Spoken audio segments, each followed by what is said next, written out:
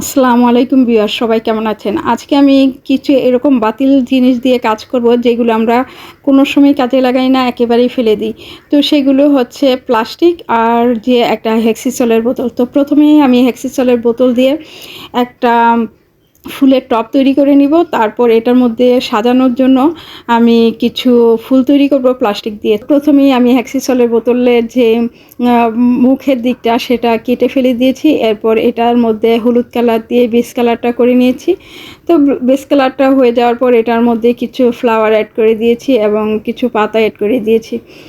তো এভাবেই আমি ফুলের টবটা তৈরি করলাম। তো ফুলের টবটা যখন তৈরি হয়ে গেল তখন ভাবলাম যে এটাতে তো কিছু ফুল তৈরি করে লাগাতে হবে, নইলে এটা কমপ্লিট হবে না। তো সেজন্য আমি কিছু ফুল তৈরির জন্য প্লাস্টিক নিয়ে নিয়েছি এবং যে প্লাস্টিকগুলো একেবারেই বাতিল, তো ওইগুলো আর কি ফেলে দিলেও চলতো, সেগুলো নিয়ে আমি কাজটা করলাম। তো এই যে সাদা দুইটা প্লাস্টিক দেখতে পাচ্ছেন, এটা আমার বাসায় প্রতিদিন দুধ আসে, সেই দুধের প্যাকেট থেকে নিয়েছি। মানে প্যাকেটগুলো খালি করে একটু ওয়াশ করে নিয়েছি আর কি।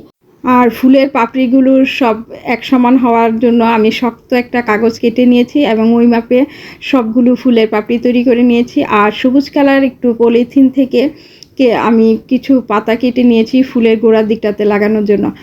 এরপর আমি মোমবাতি জ্বালিয়ে নিয়ে ফুলের পাপড়িগুলো আঁকাবাঁকা হওয়ার জন্য একটু তাপ দিয়ে সুন্দর করে আঁকাবাঁকা করে নিচ্ছি, যাতে ফুলের পাপড়িটা দেখতে সুন্দর আসে, ফুলের লুকটা আর কি।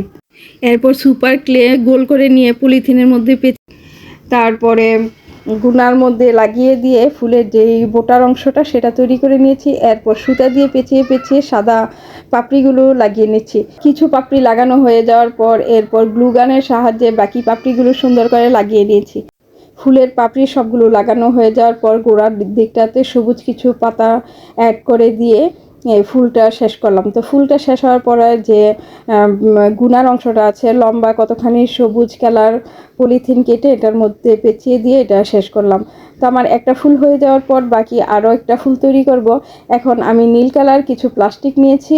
এই প্লাস্টিকগুলো দুই লেয়ারে আছে, তো আমি এখানে দুইটা প্লাস্টিক একসাথে নিয়েছি। এগুলো খুললে আমার চারটা প্লাস্টিক হবে। এই নীল প্লাস্টিকগুলো বিল্ডিংয়ের কনস্ট্রাকশনের কাজে লাগে। ওইখান থেকে আমি এনেছি। এই পলিথিনগুলো খোলা যায়, তার মানে এখানে দুইটা টুকরা আছে, এগুলো খুললে চারটা টুকরা হবে। তো এইগুলো কুচির মতো ভাঁজ করে নিয়ে তারপর গুনার মধ্যে একটু পেঁচিয়ে নিয়েছি প্লাসের সাহায্যে। তারপর এগুলো এখন খুলে নিচ্ছি। তো খুলে নেওয়ার পর এটা ফুলের সুন্দর লুকটা দেখতে আসবে।